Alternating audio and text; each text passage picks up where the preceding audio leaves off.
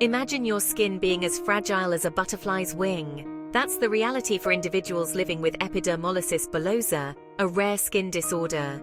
EB makes the skin incredibly delicate, prone to blistering and tearing from the slightest friction. Imagine a light touch causing a painful wound. This is because EB affects the proteins that hold the layers of skin together. Without these strong connections, the skin becomes incredibly vulnerable. Living with EB is like navigating a world covered in sandpaper. Even everyday activities like walking, eating, or playing can become a source of pain and discomfort. However, with the right care and support, individuals with EB can lead full and meaningful lives. This essay will delve into the different aspects of EB, shedding light on its causes, types, and the importance of early diagnosis and proactive management. EB is not a one-size-fits-all condition. It manifests in different ways, with varying levels of severity. Let's explore the main types. Epidermolysis Bullosa simplex, or EBS. This is the most common and usually the mildest form of EB. Blisters typically appear on the hands and feet, often after activities like walking or running. Next, we have junctional epidermolysis bullosa, or JEB. This type affects the layer of skin just below the epidermis. It can cause widespread blistering, especially in newborns. Then there's dystrophic epidermolysis bullosa, or DB.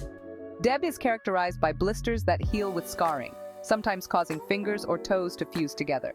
Lastly, Kindler syndrome.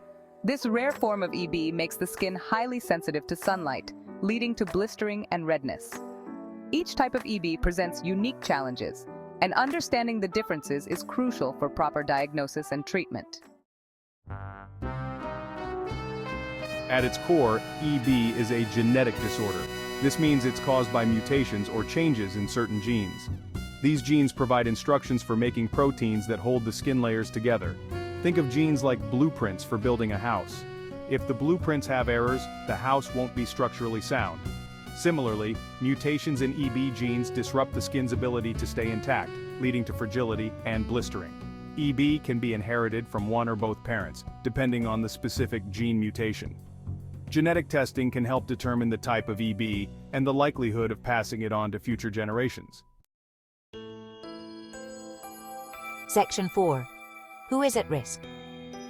Since EB is primarily a genetic disorder, individuals with a family history of the condition are at increased risk. However, it's important to remember that EB can also occur spontaneously, even if there's no prior family history. Currently, there are no known environmental factors that directly cause EB. However, certain factors can worsen symptoms or trigger flare-ups.